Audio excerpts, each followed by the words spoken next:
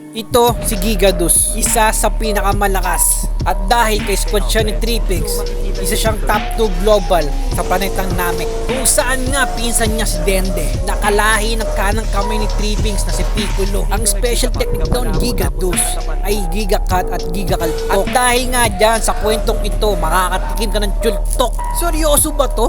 Gigadus laban kay Captain S? Huli na ata sa balita to. Kakapanalo ko lang sa Barangay Landop doon. Muli, ako na naman ang kapitan sa Barangay Landop doon. Na laging nagsasabi, kwento ko to, dapat ako ang bida.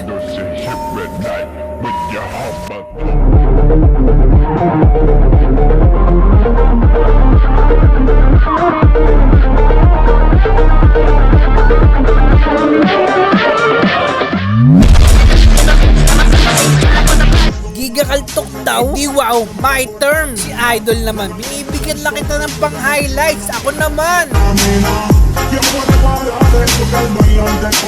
At dito nga, bigla akong naalalay lagi sinasabi ni Tripix na wala ng parang nothing happen.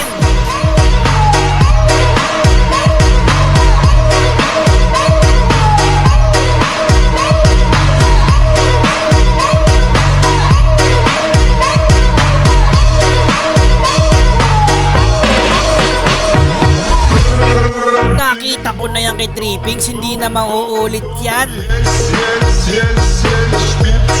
At dito nga, last clash na, panalo na sana ako nang biglang nag-recon yung ML ko. Kaya laking gulat ko, pagbalik ko wala na.